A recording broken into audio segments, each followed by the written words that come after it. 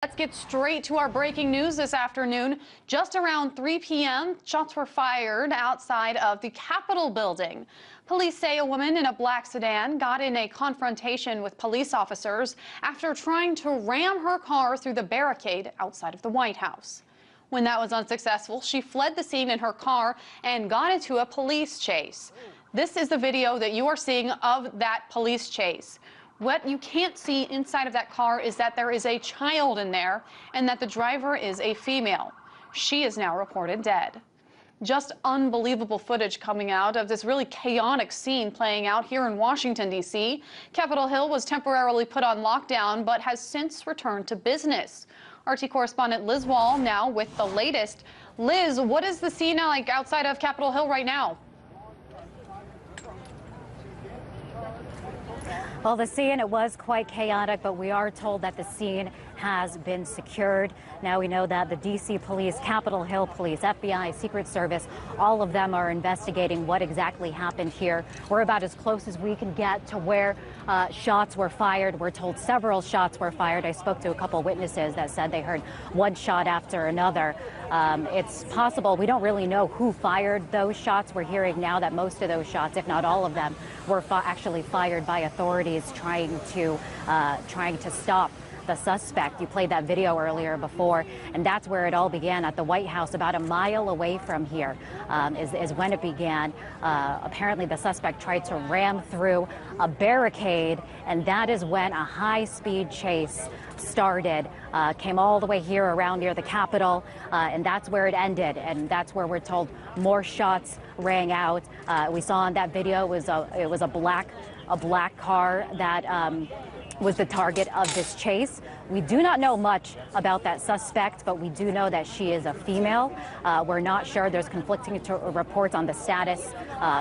We're going to hear, there's actually a press conference that's going to be underway pretty soon where we should be learning more details. We're told that there was a child inside of that vehicle, but that child is okay. We're told we're not sure how many people have been hurt, how many people injured. We know that at least one person has been injured, and that person is a police officer. So we are told, though, that this is an isolated incident. It's not terrorism related, and at the moment, the scene has been secured. Megan.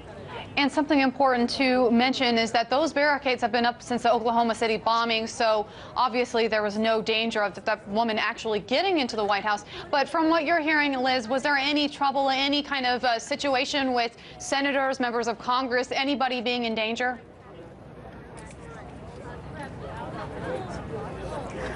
Well, we don't. All we know is that there were several shots that were fired. That's what witnesses are telling me. Spoke to one witness that said he heard 7 shots ring out. As I said before, we're not sure, though, where those shots came from. It's presumed now at this point that a lot of them actually came from authorities. Where we can presume because that the Capitol was under lockdown, and they have deemed this the Capitol secure now. So we can presume now that the scene is safe. We're told that it's not active anymore.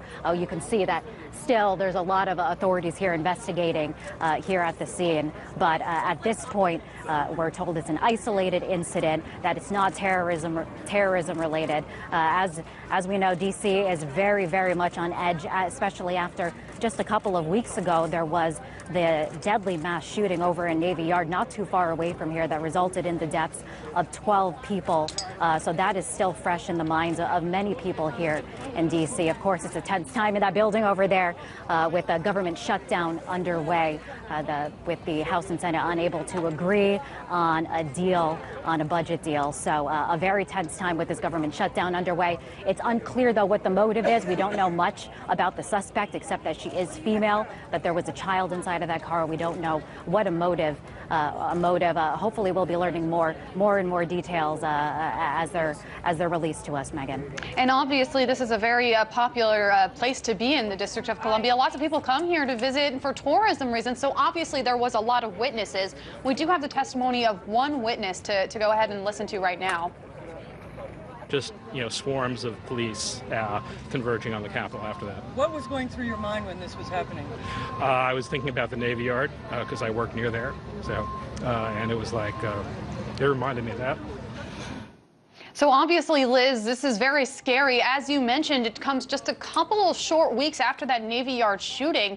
So what else can we expect to hear from this press conference that's coming up in just about a half an hour here? I think at this press conference, we're expected to hear more details. As I mentioned, there's a lot of things that are up in the air. We know that shots were fired. Hopefully we'll learn more as to who fired those shots, how many people have been injured, the status of the suspect and any of those injured, the status of that police officer that is reported to have been wounded during this ordeal. So we should be learning more, Megan, as more details come out, but still unfolding as we speak right now. It is a very lucky situation and a very lucky day when you can report that there are no victims injured at this point, or I should say dead. There is that one police officer who is at the hospital right now. RT correspondent Liz Wahl bringing us that breaking news from Capitol Hill. Thank you so much.